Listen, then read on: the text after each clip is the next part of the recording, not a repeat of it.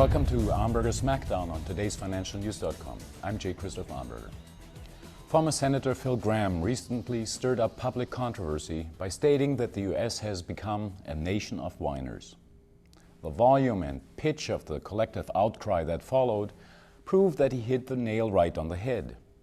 In fact, it is hard to imagine that this is the nation who weathered the Great Depression, won World War II, stared down the Soviet Union, and rallied after 9/11. Judging by what you read in the media or hear from political candidates, Americans have been raised like veal, bloodless, gutless, and only able to exist in air-conditioned environments that are just right.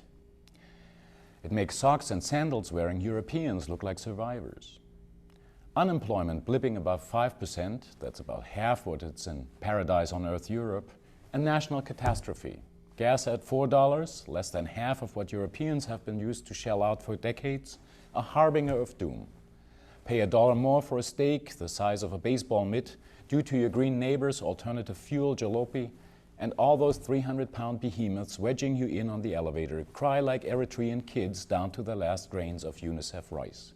It's embarrassing, really.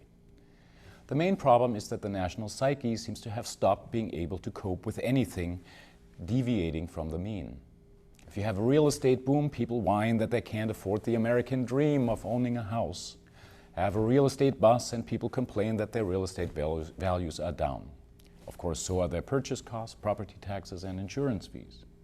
Subprime boom, people either fuss that the bankers are out for their blood or keeping the poor and indigent from getting loans. Subprime collapse, the same people sniffle that the bankruptcy of the bankers is due to lending too much money to the monetarily differently abled. A high dollar, Americans complain that their exports aren't competitive. A low dollar, they cry that the greenback buys less French wine on vacation. Gas at $1, people whine that there are too many SUVs on the road. Gas at $4, sob stories about suburban stay-at-home moms feeling the urge to take daddy's Prius to Whole Foods. Oh, the humanity.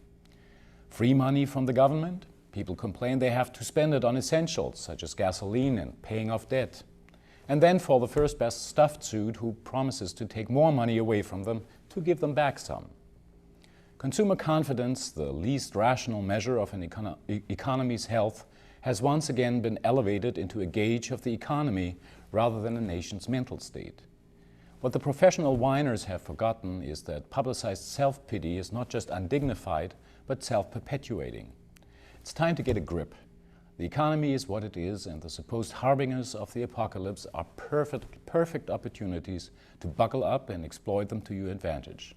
Stocks are cheap, housing will be in a year, and with a Democrat tax and spend government in the wings, you will have bigger drains on your livelihood than $4 per gallon of gas. For today's financialnews.com, I'm J. Christoph Amberger. Okay, well, good. So which commodity should investors focus on?